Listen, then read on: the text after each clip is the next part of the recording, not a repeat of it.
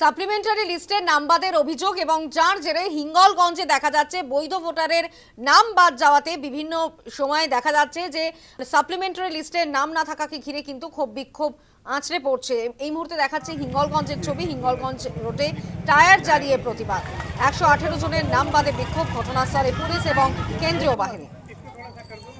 বৈধ ভোটারের নাম বাদ যাওয়াতে বিক্ষোভ হিঙ্গলগঞ্জে।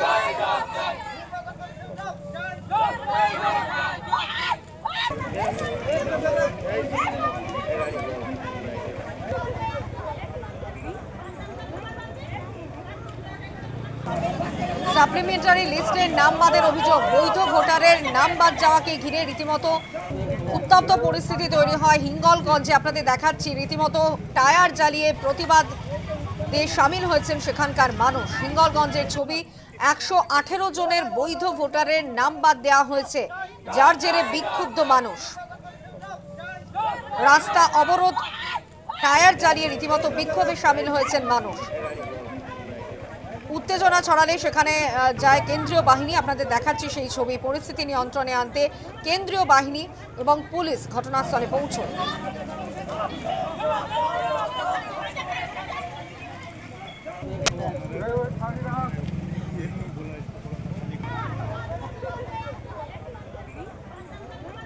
কি অভিযোগ শোনাবো আপনাদের। অবরোধ করছেন রাস্তার উপরে টায়ার জ্বালিয়ে, কারণ আমার বাবা শ্বশুরবাড়ির গোষ্ঠী সব এপারে আছে, কিংবা আমরা কোনোদিনও বাংলাদেশে না। আমার যথারীতি আমার নামটা কাটা গেছে। কী জন্যে কাটা গেছে আমাদের এখানকার বিওলেও বলতে পারে না। এমনকি ভিডিওয় আমার ডাকলো, হিয়ারিংয়ে গিয়েছি, তারপরেও আমার নামটা ডিলিট করে দেওয়া হলো। কেন দেওয়া হলো এটা আমরা জানার জন্য এখানে পথ অবরোধ করে এখানে আছি।